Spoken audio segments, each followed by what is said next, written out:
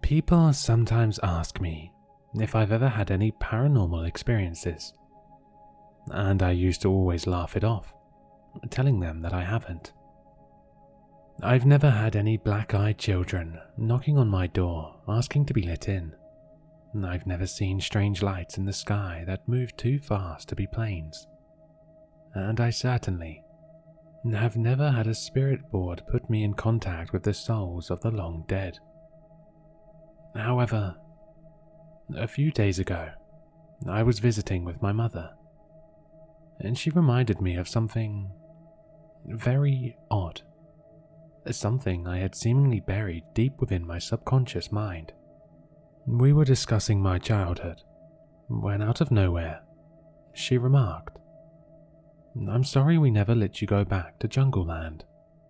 I remember you used to have so much fun there, but, well, I just got scared after that time you fell asleep in the tube maze that I could never bear to bring you back there." I was confused, not even remembering what she was talking about, and I asked her what Jungle Land was.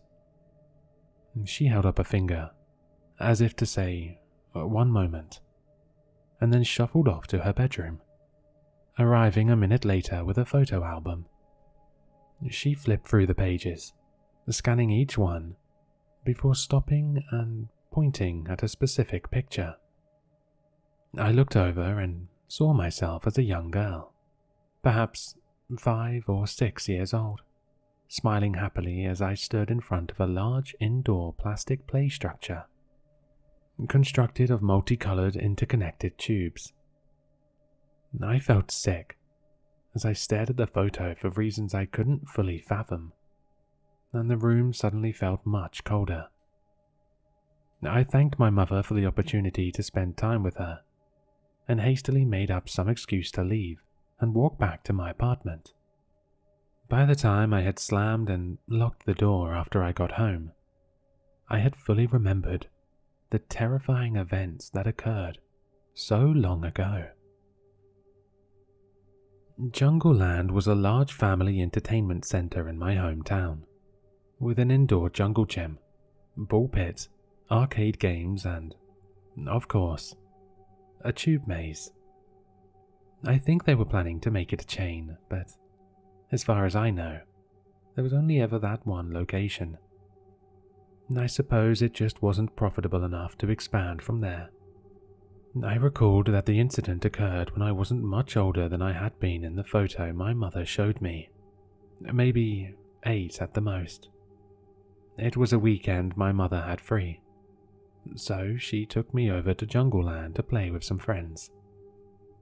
Unfortunately, none of the friends made it, so I instead had to try my luck with the other children, all of whom were strangers to me. I wasn't particularly an outgoing child, and tended towards shyness and reclusion, unless around my friends. So I was understandably frustrated by the whole situation. As I waited in the ball pit, despondently, kicking around the multicolored balls in the petulant annoyance, I suddenly heard a voice whisper to me from the direction of the tube maze. "Hey, what's your name?" I turned to look at who had spoken, and saw a young boy, about my age, peeking his head out of the entrance to the maze. He was smiling at me. "Samantha, what's yours?" I asked, cautiously, not used to talking with other kids who I didn't already know. "My name is Charlie. Nice to meet you," I remember him say. But though I could tell that it was the boy's voice, I didn't see his lips move at all. I giggled and asked, "Hey, your mouth didn't move. That's cool. How did you do that?" I heard the boy's voice again, say, "It's a magic trick. If you want, I can teach you how. But you have to follow me." He gestured for me to follow him into the tube maze. Excited to have a new friend and learn the magic trick, I eagerly followed him, quickly forgetting the sadness I felt only moments before. Childhood moods passed quickly, I suppose. I followed close behind my newfound friend at first, but as he continued climbing and crawling his way through the maze, I found myself falling behind. I've never been a particularly athletic person, and even as a young girl, this still held true. The winding plastic tube seemed to go on forever, with endless twists and turns. The smell of plastic was thick in the stale air, and I felt a little bit claustrophobic. Despite how busy the place seemed only a few minutes before, we didn't come across any other children as I followed Charlie deeper into the maze. After maybe 15 minutes, I started to feel uneasy. "Are we almost there?" I asked, a slightly whiny tone in my voice. "Almost there, I promise. Just one more turn," responded Charlie, cheerfully. He was about 12 feet ahead of me, down a long tube that took a sharp left turn at the end. As he rounded the corner and I lost sight of him, I became uncomfortably aware of how quiet everything was. Even without any other children in sight, I should have been able to hear laughter, the sounds of the arcade, and the crying of little kids in the distance. But there was nothing. Just my own breathing, echoing in the cramped plastic tunnel. Something deep inside me told me that I needed to turn around and get out as fast as possible.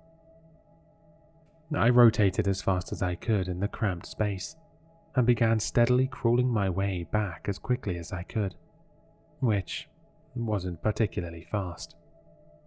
My knees had begun to hurt from the continuous scraping against plastic, and my arms and legs were both sore from exertion. Despite the labyrinth nature of the tube maze, I somehow seemed to know which way I had to go to get out. I am very lucky to have a good sense of direction, even from a very young age. I started to hear sounds of other children in the distance, and I managed to find my second wind, quickening my pace out of a desire to get out of this tangle of plastic tubes as swiftly as possible. I heard something crawling quickly far behind me, and I felt an intense urge to turn around and see who my pursuer was. But I was worried that if I did, something horrible would happen to me. The sound of crawling from behind me came closer and closer, and I began to cry a little from fear and tiredness. Finally, I saw the exit, and with a last burst of energy, managed to stumble out into the play area near the ball pit. To my exhausted lungs, the air conditioning felt like a mountain breeze. I looked back at the tube maze, but nothing had come out after me. I felt safe once again, and started to calm down, my sniffling tears slowing down to just grateful breaths of fresh air. I noticed that all the other children were sulkily heading towards the exit, accompanied by their parents, and that the outside window showed a red sky. As I pondered this, I heard my mother shout, "Samantha, oh my God, where were you?" I looked up to find my mother running towards me, before she scooped me up into her arms in a great big hug, kissing me on the top of my head.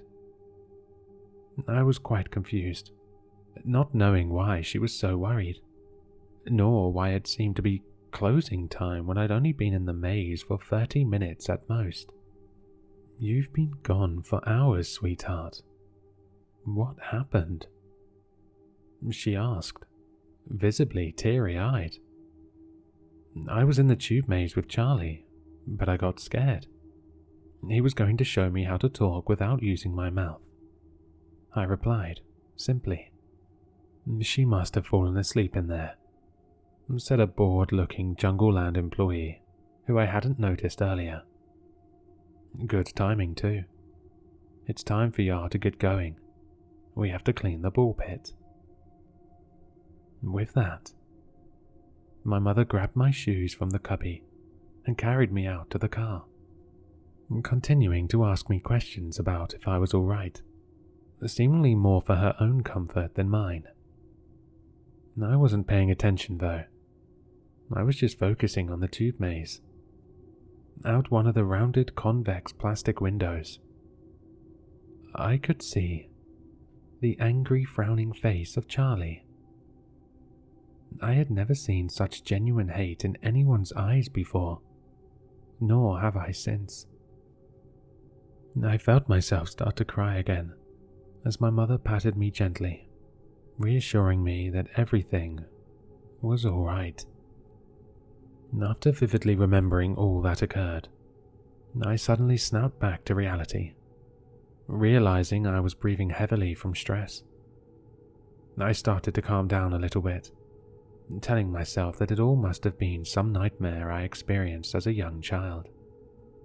I must have just fallen asleep in the tube maze and made up the whole thing in my mind.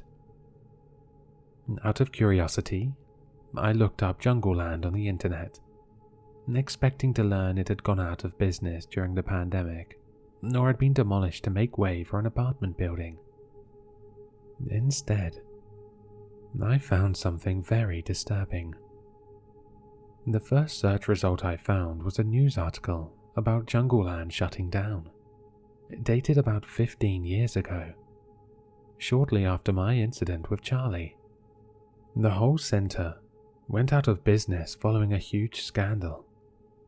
Parents just didn't feel comfortable bringing their kids there anymore after the news broke out.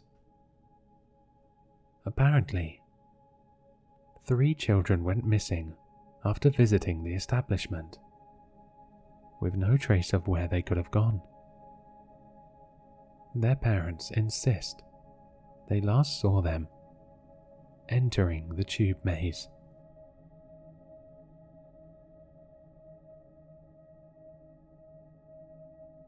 Hello, sinister listeners. If you've enjoyed this story, then you'll find all the author's information in the description below. For more content, be sure to like, comment, and subscribe to succumb to the sinister.